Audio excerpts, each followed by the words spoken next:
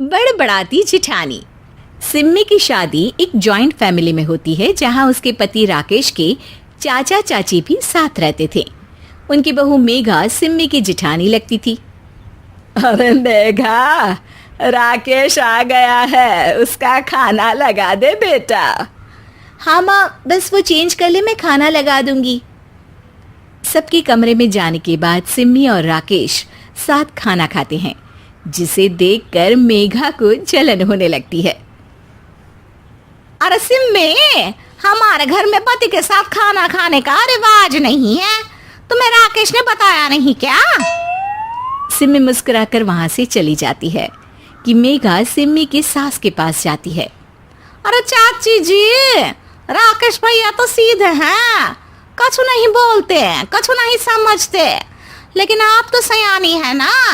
अब देखिए, साथ बैठकर खाती है भैया के, कुछ झूठा मीठा उसका भैया के पेट में चला जाए तो सिम्मी को तो पाप लगेगा ना, पाप। सिम्मी मेघा की बात सुन लेती है लेकिन कुछ नहीं बोलती। अगले दिन, सिम्मी, मैं मुंबई जा रहा हूँ, तुमको चलना है तो साथ चलो। मेघा राकेश की बात सुनती है और सीधे सिम्मी की सास के पास जाती है। अरे चाची, अरे चाची।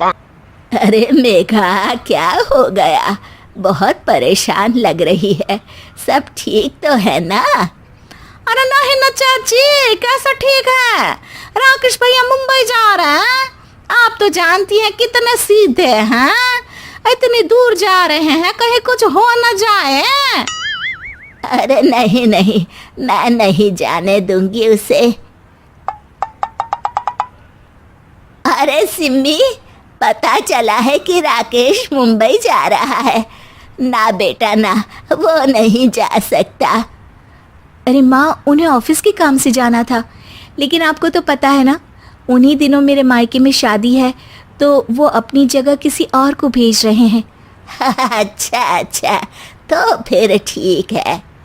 सिम्मी समझ जाती है कि मेघा ने सास के कान भरे हैं। वो सास से कहती है, माँ जी, लेकिन हम दोनों कुछ दिनों के लिए मसूरी जा रहे हैं। आप तो जानती हैं कि शादी के बाद हम कहीं नहीं गए। अच्छा अच्छा, ठीक है, जाओ घुमाओ। सास वहाँ से चली जाती है। सिम्मी अपने कमरे में कपड़े पैक कर रही होती है कि तभी मेघा आ जाती है। अरे गर्मी में सर्दी के कपड़े काहे पैक कर रही हो? सिम्मी को मेघा पर नाराजगी तो होती है, लेकिन फिर भी वो कुछ नहीं बोलती। दरअसल मैं और राकेश हनीमून के लिए मसूरी जा रहे हैं ना। का हनीमून? हाँ हाँ, हनीमून। क्यों? हनीमून के लिए तो पति पत्नी ही जाते हैं ना, तो मैं और राकेश जा रहे हैं। मेघा भागकर सिम्मी की सास के पास जाती है। अरे चाची, सच में तुम लोगों जितना सीधा परिवार तो मैंने देखा ही नहीं है। अरे अकेले भेजोगे दोनों को? मैं और सुरेश तो कभी अकेले नहीं गए। हाँ भाई, हम तो परिवार में ही अच्छे, बड़ों के बीच, ऊपर से खर्चे है भगवान। अरे चाची, पहाड़ी इलाका है, कुछ हो गया तो? सास सीधी सिम्मी को बुलाती है, लेकिन सिम्मी तो वहीं सास के कमरे के बाहर ही खड़ी थी। बस मेघा दीदी, आपसे यही उम्मीद थी। अरे बड़ी हूँ, घर के कायदे कानून तो मैं ही बताऊंगी ना। अरे तो अपने घर में रखिए ना सारे कायदे कानून।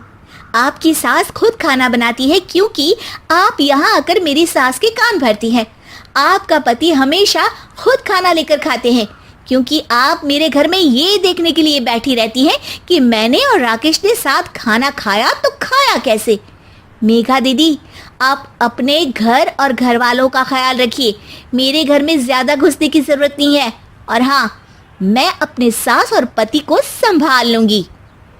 मेघा चिल्लाती हुई वहाँ से चली जाती है, जिसकी आवाज़ सुनकर राकेश वहाँ आ जाता है। सिम्मी, मैंने तो तुम्हें पहले ही अपने घर का माहौल बता दिया था। हाँ राकेश, तुम्हारे घर का माहौल बहुत अच्छा है, लेकिन बाहर से कुछ लोग आकर इसे खराब करना चाहते हैं, जो मैं नहीं होने दूंगी।